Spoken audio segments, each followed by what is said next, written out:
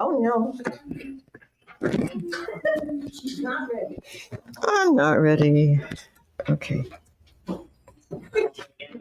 Oh, Shabbat Shalom. Welcome to Alpha and Omega Ministries. We are delighted that you have joined us today. And I would like to begin today's Torah portion with verses 11 through 13 from Psalm 91, which I believe made it onto your notes.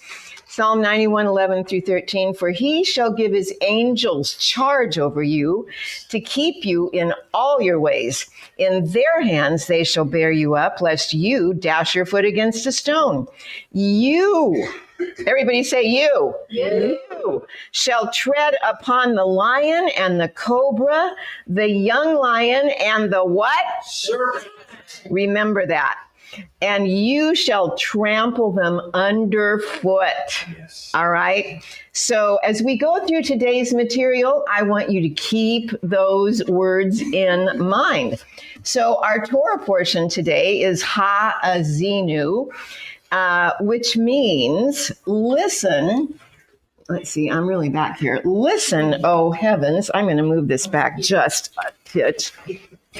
Hopefully that will not bother anybody. Okay. Is that okay? Okay. All right. So Ha'azinu means listen or hear. And Moses is going to appeal to heaven and earth to listen. So this is hugely important, what Moses is saying. He's never appealed to heaven and earth before. So this Torah portion is about as big as it gets.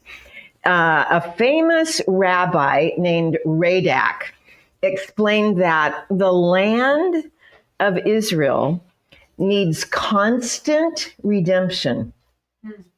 Think about that. And that the redemption comes only as Israel obeys the Torah. Now, does that apply to any land? I'm just asking a question. But it's very interesting. So the land, remember, cried out when Abel was killed, right? Mm-hmm. The land cried out because murder had been committed. So the land of Israel is crying out for redemption. But judgment is going to come if Israel turns from Torah and the ways of the Lord. So this Torah portion is going to look at the steps of judgment leading to the final redemption. All right. And it's huge. Actually, Moses is going to cover all of history in these 52 verses. It's incredible. So we're going to look at a prophecy today that has been hidden, absolutely hidden from us, and it's not been taught. So you're going to be some of the first people that have heard it. But when you hear it in a way that you can take it and teach it, because people need to know what's happening. This is crucial. All right, so what does redemption look like? The first redemption was Passover. And the final redemption, which we're waiting for, will be like the first. So what happened at the first redemption? Exodus 6, 6 through 8 tells us, therefore say to the children of Israel, I am the Lord. I will bring you out from under the burdens of the Egyptians. I will rescue you from their bondage, and I will redeem you with an outstretched arm and with great judgments. I will take you as my people, and I will be your God. Then you shall know that I am the Lord your God, who brings you out from under the burdens of the Egyptians. And I will bring you into the land which I swore to give to Abraham, Isaac, and Jacob, and I will give it to you as an inheritance. So we see rescue, we see redemption, we see God making Israel his people, we see God being their God, we see the promise of the land being theirs as their heritage. All those things happened in the first redemption. There were 8 I wills. which is an interesting number because 8's a new beginning, right? The final redemption will also be a new redemption, a new beginning. So all of these things happened at Passover. Now, Rabbi Kaiser points out that each of the I will verbs, all right, and this is, we don't have a tense like they do in Hebrew, but they have something called the perfect tense. All 8 of these I will verbs are in the perfect tense, which means they've already been completed. Though he's saying it back in Exodus, it's already completed even for the final judgment. Those were completed before he said them too, right? Because God isn't limited by time. So they use the perfect tense. They have been completed there, and they're always in the process of being completed, all at the same time. It's a tense that we don't have, but it's a beautiful thing. So these promises are viewed as having been completed, and that's how we need to view the coming of the Lord, as though all the promises have been completed. That's how we keep our joy, even though we may go into some rough waters, right? So in the final redemption, Micah tells us in chapter 7, verses 15 and 16, as in the days when you came out of Egypt. Now he's talking about the final redemption. I will show my wonders. Nations will see and be ashamed, deprived of all their might. They will put their hands over their mouths and their ears will become deaf. So today, the nations really believe that they're winning. You know, in the UN, when almost every nation voted to have a 2-state solution, they really think, because they're united and their numbers so far outweigh the numbers that are against dividing the land, they think they're winning. Well, we'll see. The Lord does not say that. So the Lord's going to do miracles at the end, even if things look impossible, because he said, I will, and he will. So all these things are completed in his eyes. So Moses begins this Torah portion with positive words. And we know that what he's saying is of utmost importance because he's calling on heaven and earth to be the witness of what he's about to say. Deuteronomy 32:1. Give ear, O ye heavens, and I will speak, and hear, O earth, the words of my mouth. Let my teaching drop as the rain, my speech distill as the dew, as raindrops on the tender herb and as showers on the grass. So this sounds like a beautiful lesson, right? Oh, he just wants teaching to fall like rain and for people to just absorb it like a thirsty earth does. But is that what really happens? We could debate that, right? Everything that happens, whether it's past, present, or future, because of that perfect tense, is all happening in harmony. All of it, okay? Past and future events actually clarify the others. So we can look back at Passover and go, okay, that's what it's going to look like when the Lord returns. The Lord's with his people. The Lord's doing miracles with his people. And so I told somebody, Tina, that when you look at prophecy, I don't care what prophet you go to. It's like eating alphabet soup. Remember when you were a kid and you wanted to, you took your spoon and you'd look at all the letters that were in your spoon. Well, you never got A, B, C, D, E, F, G in line. You got X, P, Q, A, M, right? And it was all just big confusion. That's how prophecy sounds to us when we read it, because God mixes in the past, the present, and the future. because in his mind, they're all completed. Okay? So that's why prophecy sounds confusing when we read it sometimes. So this Torah portion is a warning for the earth. The earth is totally dependent on the rain, and it comes from only the heavens. So without rain, everything would die. And he compares his teaching of Torah to rain. Without teaching and without learning Torah and doing it, we would also dry up and die. Do you know people around you that don't do Torah and that don't want to know about it? You know there's something in them that isn't alive yet. You know, you want to share that with them. But anyway, John 6:33 says, "For the bread of God is he who comes down from heaven and gives life to the world." So as the rain comes down, the word came down, and like the rain, he gave life. That's what it's all about.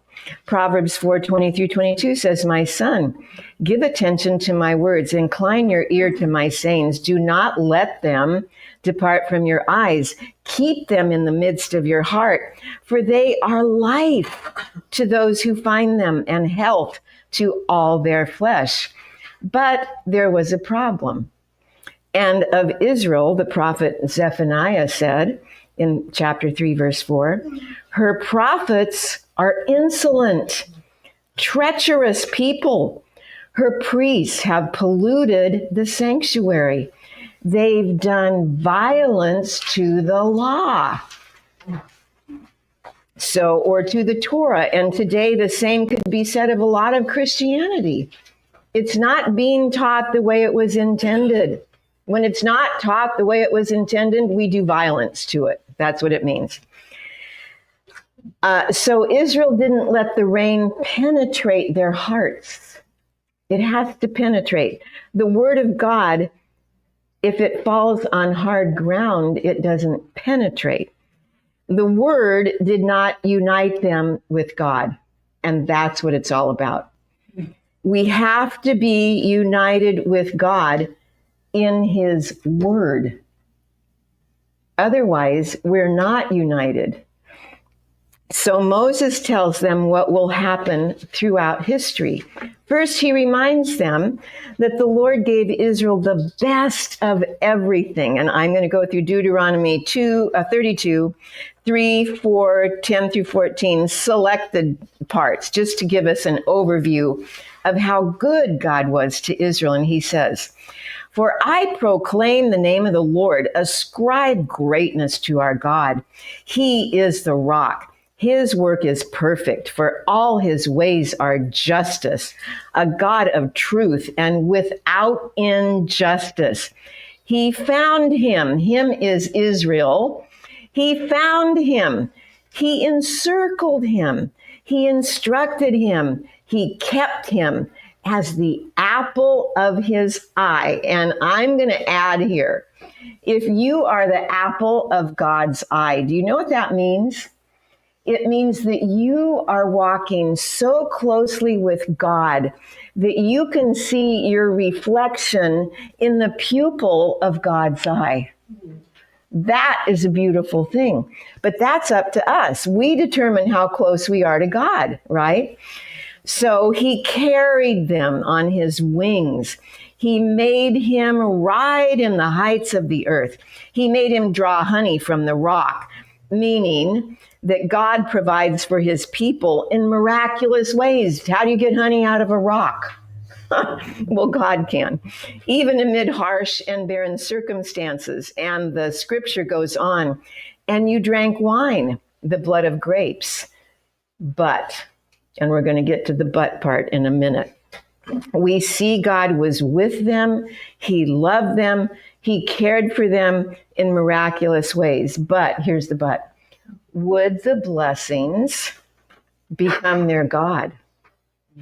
Would the blessings from God derail them from their relationship with God? That's the big question. do the blessings that he so freely pours out take us away from him if we're not careful? They can. And that's a big warning. So in the next verse, Moses is going to call Israel Jeshurun. And I wanted you to know Jeshurun is another name for Israel, because a lot of times people read this and don't know this. And Jeshurun means upright or straight. If you take the word Israel and you divide it into Ishar, it is also upright or straight, and El means God. So if you put that back together, it means Israel takes you straight to God. That was their purpose, to take people to God. Okay? So in this next verse, Israel will be called Jeshurun. Deuteronomy 32, 15 through 20. Now it's going to get heavy. But Jeshurun grew fat and kicked. You grew fat. You grew thick. You are obese. Then he forsook God who made him and scornfully esteemed the rock of his salvation. They provoked him to jealousy with foreign gods. With abominations, they provoked him to anger. Listen to this. They sacrificed to demons, not to God. To gods they did not know, to new gods, new arrivals that your fathers did not fear. Of the rock who begot you, you are unmindful and have forgotten the God who fathered you. Verse 19, and when the Lord saw it, he spurned them because of the provocation of his sons and his daughters. And he said, I will hide my face from them. And we know, I'm adding this, that means his countenance is going to be removed. His face is going to be hidden. That means all the beauty of his countenance will not be with them. I will see what their end will be, for they are a perverse generation, children in whom is no faith. They have provoked me to jealousy by what is not God. They have moved me to anger by their foolish idols, but I will provoke them to jealousy by those who are not a nation. I will move them to anger by a foolish nation. For a fire is kindled in my anger, and shall burn to the lowest hell. It shall consume what? The earth. So it is not just Israel involved in this judgment. With her increase, and set on fire the foundations of the mountains. So I'm adding this, the entire earth will be involved in the consequences of sin. Nobody is righteous, no, not one. Verse 23, I will heap disasters on them. I will spend my arrows on them. They shall be wasted with hunger, devoured by pestilence and bitter destruction. I will also send against them, now listen carefully, the teeth of beasts. Got that one? With the poison of the serpents of the dust. That's the prophecy we're going to learn today. And it's pretty incredible. Then verse 25, the sword shall destroy outside. There shall be terror within for the young man and virgin, the nursing child with the man of gray hairs. Now we're going to talk about what this means. First, these terrible things will have a beginning point and will also tie in with a deal that would be made. Okay, we'll go through all of this. Now, I want to take a couple of these verses and tie into them the prophecies that are happening before our eyes. We're going to see that the prophet Isaiah is also going to add understanding to what Moses said. He's going to give us more details. And those details are going to come in when we read about the poison of serpents of the dust. All right. Deuteronomy 32:25 said, the sword shall destroy outside. There shall be terror within for the young man and virgin, the nursing child with the man of gray hairs. So we read this verse, and it's exactly what happened on October 7th. There it was prophesied. Babies and children were killed with grandparents, right? The ones with gray hair. Things were destroyed to the point that the infrastructure was ripped up out of the ground and destroyed. And what else happened on October 7th? Something huge. The spirit of Hamas was released in Israel and around the world. And Hamas is the spirit of violence. And what they usually don't say is, and deception. And I wish I should count the times that I hear news media and radio personalities saying that they aren't sure. They're not sure. They don't know if this is true, but it's just exploded. Nobody knows what's real, what's true, what's right anymore.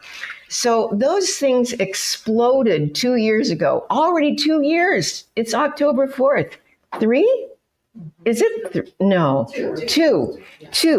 Obadiah 1:10 says, for violence, which is the word Hamas in Hebrew, against your brother Jacob, who is always Israel, shame shall cover you, and you shall be cut off forever. So when Hamas attacked Israel on October 7th, Obadiah tells us the shame and destruction were also unleashed on them. They don't know this, but there it is.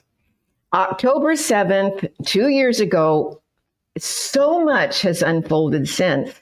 And if we go back to Deuteronomy 32:24, we see again the whole earth is involved. 32:24 says, they shall be wasted with hunger, devoured by pestilence and bitter destruction. I will also send against them the teeth of beasts with the poison of the serpents of the dust. And we see what Moses foretold is soon going to happen in the tribulation. So this is like alphabet soup, right? October 7th has happened. We're waiting for Revelation 6:8 to take place, which says, so I looked, and behold, a pale horse, and the name of him who sat on it was Death, and Hades followed with him. And the power was given to them over a fourth of the earth to kill with sword and with hunger, with death, and by what? The beasts of the earth. That's what Moses is talking about in Deuteronomy 32:24 when he says, the teeth of beasts. Yes, they're going, even domesticated animals are going to become wild and attack people. So we see what's going to be happening. Has happened, will happen. And from here we see Moses and Isaiah intersect with the following. Are you with me? Okay, Deuteronomy 32:24b says, also send against them the teeth of beasts with the poison of serpents of the dust. What is this poison of serpents of the dust? It's an idiom for something that is malicious, destructive, and humiliating. Okay, that's what these serpents of the dust do. Now remember, prophecy is going to take us back to the beginning, always, because as it was in the beginning, it's going to be in the end. Everything is cyclical, and we're going back, okay? So, was Israel humiliated in the beginning? And has Israel been humiliated in the past week? We're going to see that. So, Genesis 32:5 tells us, I'm just going to straighten this out because we don't have all the verses before and after, but I is Jacob speaking, and Jacob always represents Israel. Always, okay? So I have oxen, and he's speaking to Esau now. I have oxen, donkeys, flocks, and male and female servants I have sent to tell my Lord that I might find favor in your sight. Okay, what was Jacob doing? He was speaking to Esau, and he was calling Esau his Lord. He was saying, I'm your servant, Esau. Esau is the one that's going to grow up to become Edom, who is wicked. What does Esau want to do with Jacob? He wants to destroy him, right? Esau wanted to kill Jacob. That's why he ran. Well, his intents have never changed. The circumstances have just not availed themselves. So we see Jacob, a type of Israel here, speaking with Esau, calling him his Lord and his master. That's what Adonai means. And Jacob is trying to win his favor. Esau was pulling Jacob's strings, making him feel the lesser. Who does this? It's one of those serpents of the dust. It's one who lies and says, this is what's best for you. This is how you're going to succeed. Just give a little. You don't have to do everything the Torah says, right? Then the world is going to like you again. There's the key. This is the deceiver. So did we watch this happen when the new 20-part peace deal was presented and Israel said yes to a deal that isn't good for them? Let's look at a couple of things that happened. You want to kill those lights, please? PowerPoint 1.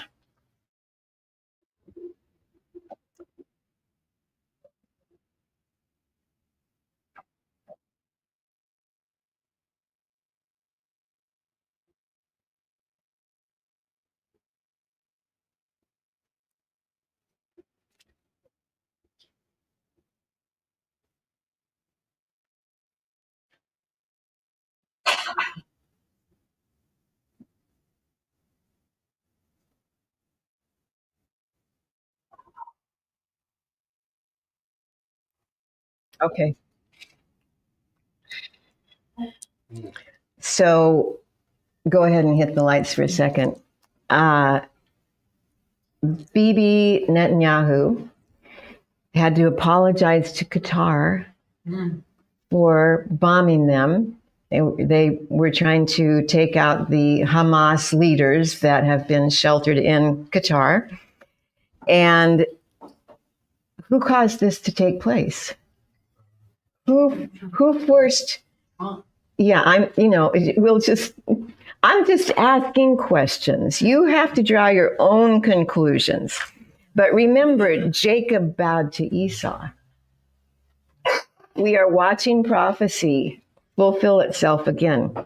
Now the prime minister of Israel had to apologize for trying to protect his own nation. And it went on, PowerPoint 2. President Trump condemns Israeli strike in Qatar as Hamas says its leaders survived.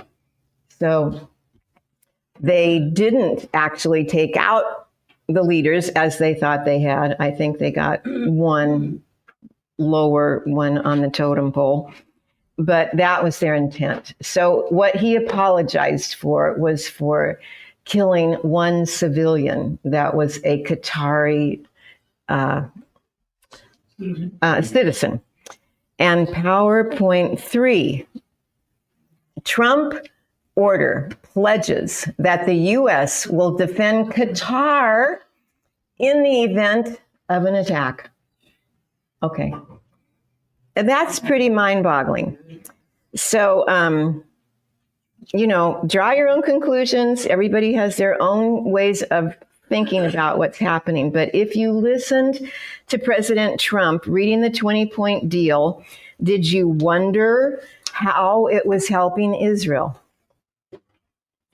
The sages say, now here we're going to get heavy, okay? The sages say that when this deal is made, they said this hundreds of years ago.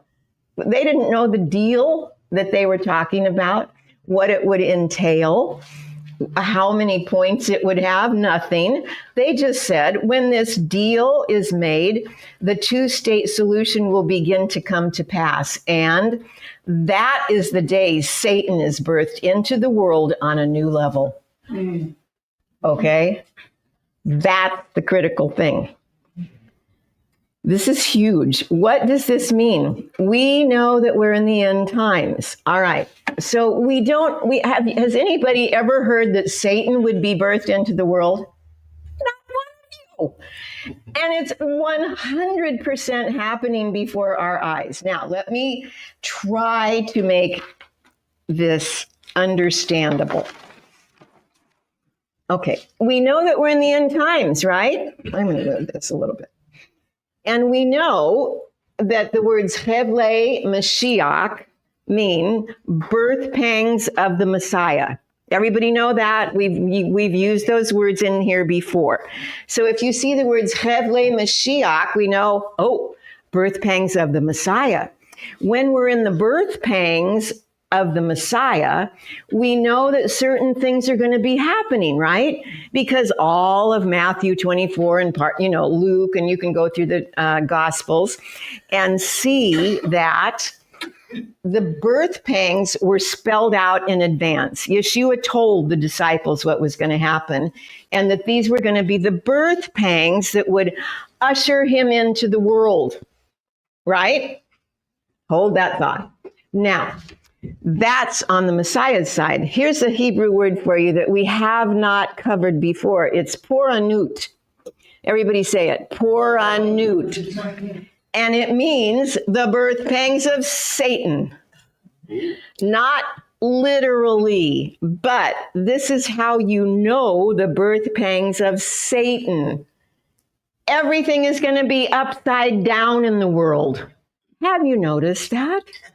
If you watch the news at all, you see our ICE agents who are trying to protect us and police officers that try to protect us being shot at and fought with every day. That's upside down. When did that become okay? Violence is everywhere. The world has become the wild, wild west. Yep. Literally. Okay. So you see, there are two comings here. And Messiah described what would happen when he came. Has Messiah always been in the world? Yes. Yeah. His spirit has always been in the world. Has Satan always been in the world? Yes, since Genesis 3. He's always been in the world. So what are we talking about? He's going to be birthed into the world. Well, Messiah is going to be birthed into the world because he said that my coming will be, there'll be birth pangs, right? He said this. So even though he's here already in the spirit, he's coming again, but this time he's going to come as king. All right? Satan is already in the world. We've watched him work through history. We're watching him work today in an upside down world. But this time he's going to come and he's going to inhabit or indwell the Antichrist. He will be born into the world. Okay, so even before he inhabits or indwells the Antichrist, he's going to be here in new and powerful ways that we haven't seen forever. Does everybody understand that? Because that's a crazy thing to get in our minds, because we aren't taught this. This is a prophecy we need to know. Okay. So one huge way that you know Satan is about to be birthed into the world is the amount of deception that covers the earth right now. So I'm ahead of myself. I'm going to find out where I am. Okay. Why is this agreement such a big deal? So now we see that both the Messiah is going to be birthed and Satan is going to be birthed. Even though they've always been here, they're coming in new, powerful ways. All right. Joel 3:2b, why this agreement is crucial, says, there I will enter into judgment against them. Them is the nations, concerning my people, my inheritance Israel, whom they have scattered among the nations as they divided up my land. Okay? That's why the judgment on the nations is coming. And the nations agree that this is supposed to be done. Okay? Very few disagree.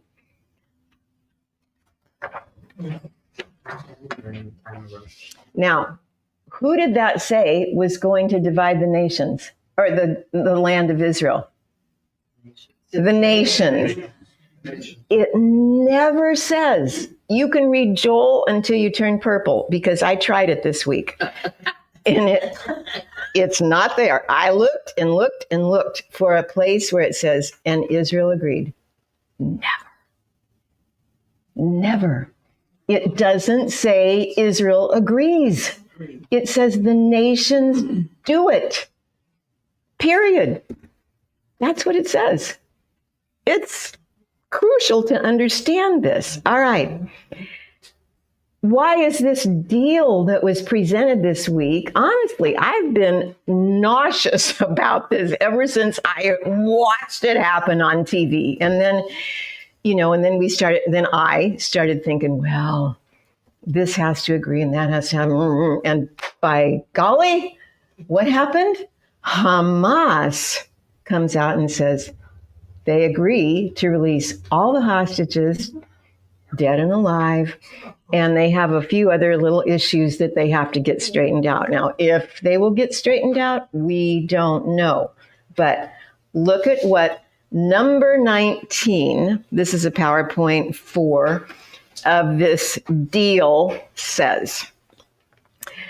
While Gaza redevelopment advances, and when the PA reform program is faithfully carried out, the conditions may finally be in place for a credible pathway to Palestinian self-determination and what? Statehood, which we recognize as the aspiration of the Palestinian people. Really? That's number 19 out of 20. Wow. That's the goal. That's the goal. In other words, they want a two-state solution. And we see PowerPoint 5. The UN General Assembly votes for a two-state solution to the Israel-Palestinian conflict. Okay. Thank you. The nations are panting for this to happen. They're ready. They're just going to, nudge Israel along. We don't know how long it'll take. We don't know how many of these things will, bring a long time in coming. But Trump said they would be adding many to the Abrahamic Accords.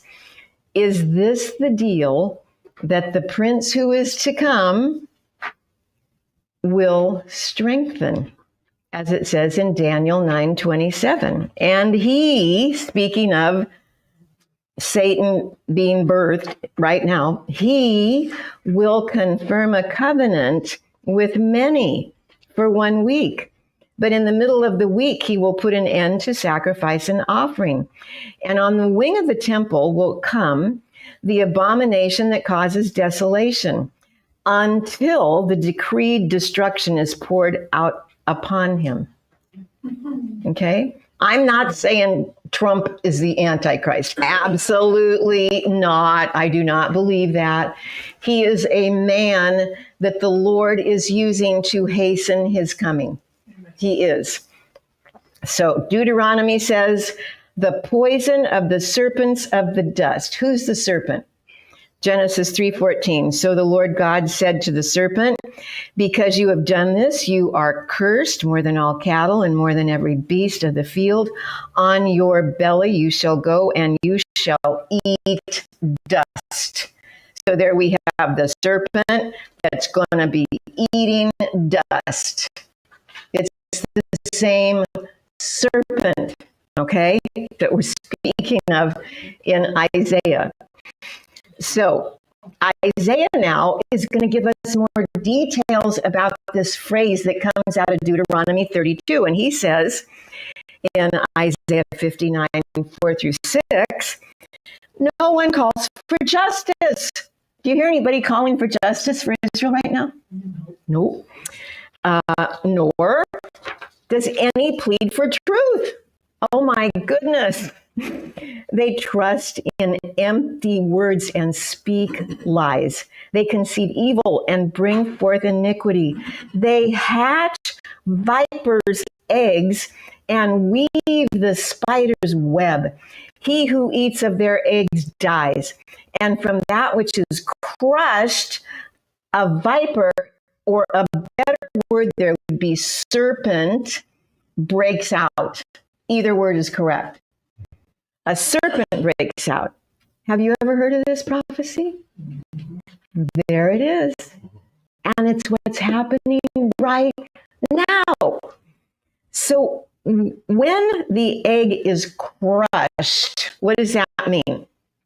It means a serpent emerges. That's the birthing of Satan, right? And this is sin coming to its fullness. Do we see that? Do you feel it in the world? So remember, Yeshua is going to bruise the head of the serpent. Back in Genesis 3:15, it all goes back to that. Well, we're about to watch it. So bruise means crush and overwhelm. It's the same concept with a different word that they used. Bruise is to crush. So Isaiah 59:6 says, their webs will not become garments. Okay, garments are woven out of different kinds of threads that become cloth. And our wedding garment is made up of what? Our good works. That's what makes the gown beautiful. Yeshua gives us a parable in Matthew. Now take this concept of these webs not becoming garments and apply it to this. Matthew 22:11-13. But when the king came in to see the guests, he spotted a man who was not dressed in wedding clothes. Friend, he asked, how did you get in here without wedding clothes? But the man was speechless.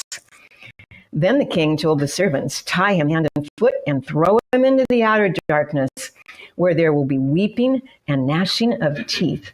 That man tried to get into the wedding dressed in garments made of spider webs. They will not become garments that will get you into the kingdom. They may fool a lot of people because spider webs can be beautiful. You ever watched them glisten in the sun? They're gorgeous. They're amazing works of art, but they're not going to get you into the kingdom. They're fake. So reading Isaiah 59:6 with the Hebrew definitions, which I went back and I'm just filling in here, it would read like this. Their webs will not become garments, nor will they cover themselves with their works. Their works are works of nothingness, trouble, and idol worship. And the act of Hamas and deception is in their hands. Huge. This is huge. So Rabbi Shaul, or Paul, wrote in 2 Timothy 4:3-4, and it says, Paul wrote, for the time, and the Greek word is kairo, the time will come when they will not endure sound doctrine, but after their own lusts shall they heap to themselves teachers, excuse me, having itching ears, and they shall turn away from the truth and shall be turned into fables. Paul's talking to the believers here. That's who he's talking to. He's warning us because that word time up there at the very first line in Greek is kairo, and that word means it's a specific season. It's a tense in Greek pointing to events that are going to happen in the very last part of the last days. So this is at the end of the end of the end when this is going to be happening. During this time of Hamas, which is violence and deception, a lot of believers are going to be deceived. That's what it means. Isaiah 59:5. They hatch the eggs of vipers and weave a spider's web. Whoever eats their eggs will die. Crack one open and a viper or serpent is hatched. So what is a viper? It's a deadly, venomous snake or serpent. The word means to literally extrude. What does a snake do when he's going to bite you? His tongue comes out and his mouth opens and he bites you. He extrudes, right? Vipers have a very elusive nature. They don't just come on the scene and say, you're about to die because I'm going to kill you and have a big party in front of you. No, they slither through the grass where you don't even notice. He's not open about what he's doing. They attack suddenly, and it's a metaphor for what hidden sin is and that divine judgment is coming. That's what it all is pointing to. So when the viper's egg is hatched, it brings forth a viper who is, okay, here's some new words. Where did I put them?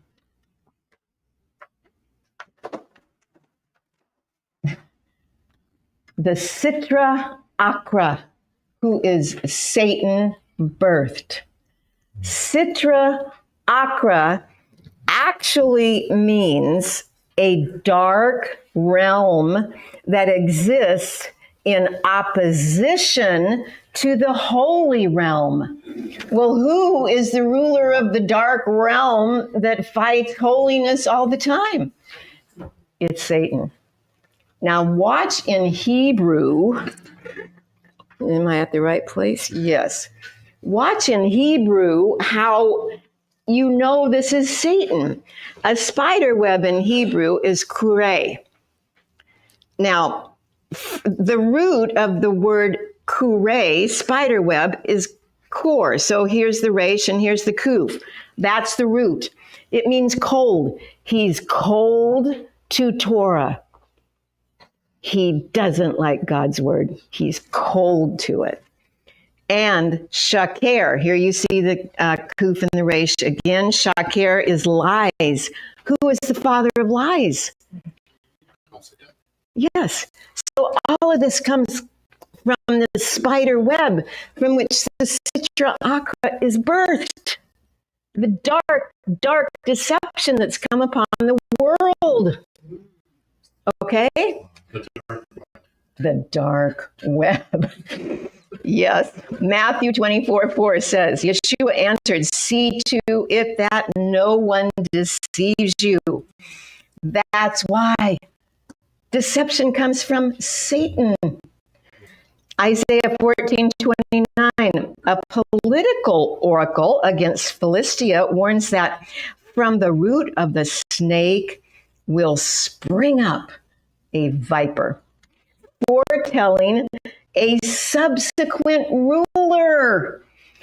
That's Satan. This is about the ruler who is coming, okay? And the verse continues, more dangerous than the one that just was overthrown. Wow. So plan on it. We're going to see him. This is about the man who is going to replace some ruler, and he will be the Antichrist. And he's going to strengthen a deal that's being made. We don't know what it's going to be called. Is it the 20-point plan? Is it the Abrahamic Accords that are about to be greatly strengthened? At the same time, Satan is rising. Israel has been fighting a 7-front war. What's the war called? Rising Lion. The sages say that when Israel is fighting a 7-front war, then Messiah will come. That's the time. So, PowerPoint number 6, let's hear what Prime Minister Netanyahu says about it.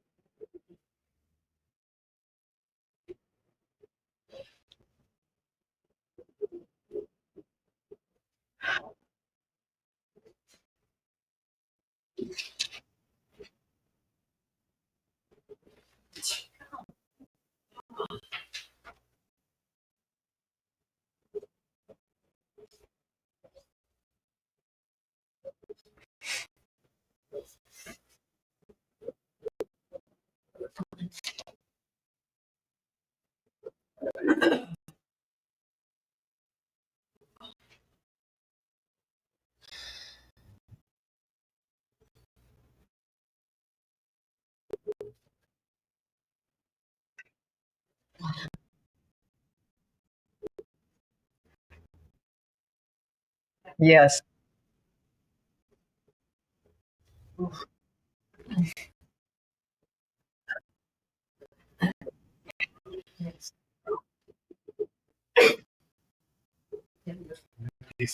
Amen. Peace and security. Okay. So I want to close with this because we did this on Rosh Hashanah. Not everybody was there on Rosh Hashanah. But, okay, there we go. Oops. I think the light would probably be better. I don't know. Yeah. Okay, gosh, that's a little low. Oh, I know. Turn this to a blank page. Okay. Yes, I wish that could stay up there, but It'll read fine for us is it okay? on the screen. All right. So first of all, you have to know what a vav is. A vav is the 6th letter of the Hebrew aleph bet. Everybody know that? Hold up 6 fingers and say vav. Okay. And we can still be on. So all of Hebrew, every letter represents a number and it represents a noun or something. So Vav is the number 6. It is a connector because it's like a hook, right? It's like and, but, or, for, or in English, right? It's a connecting word. It connects all the curtains in the tabernacle. They're Vavs that connect, okay? So Vav's a connector, and God, Vav represents a man. Got that? So it's not just a letter like RB or something. it's a 6, it's a connector, and it represents a man. There's one person ever created that can connect heaven and earth. Who is that? Yeshua. That is the man that is coming. Now, that's the Mashiach. Now let's look at the year 2026, which we're going into, the year 5786, which started on on Rosh Hashanah. And what is this 26 about? Well, if you take the numbers 5, 7, 8, 6, which is the biblical calendar year, and you add them, 5 and 7 is, plus 8 is, and 6 is, that's where we get 26. This is so huge. This is not coincidence. The Lord is so speaking to us. 26 is the number of the Lord when it's in all capital letters, because when it's in all capital letters, it represents the Yud, Hey, Vav, Hey. That's the sacred name of the Lord. All right. If you add the gematria, the numerical value of each of these letters, you get 10 plus 5 is 15, plus 6 is 21, plus 5 is 26. This is the number of the Lord. So this is the year of the Lord. This is the year of the Lord. The Lord is speaking to us, all right? So we have 3 6s, though. So we have 6. We have a man that's coming from the nations who has basically risen up. The Lord has put in power. He's risen up, and he's kind of appointed himself as a king, right? And he's a deal maker. Okay, we all know who that man is. That is one of the 6s. He is also the Messiah who is coming. And we know who has the name that equals the number 666. These numbers are not arbitrary. You can't make them up. There won't be 6 6s in a row ever again like that. This year is the year of the Lord. It's the year of the man that's been appointed to bring these deals together. And it's the year that the Sitra Akra, the ruler of darkness, is going to appear on the earth. And that's our Torah portion. And so in closing, let's read Psalm 91, 11 through 13 again. Is there something on the back of that? Yeah, but I'm not going to go through it today. Thank you. Psalm 91, 11 through 13, for he shall give his angels charge over you to keep you in all your ways. In their hands they shall bear you up, lest you dash your foot against a stone. You shall tread upon the lion and the cobra, the young lion and the what? Serpent you shall trample underfoot. No need to fear. The Lord has given us the power and the authority over the rulers of darkness, because light never loses when it comes into a dark place. So go be light and be excited, because we've been chosen to be alive for this. All the incredible things that we're watching happen before our eyes that are going to bring the Messiah. And so that's Torah portion, Ha Azinu. God bless you.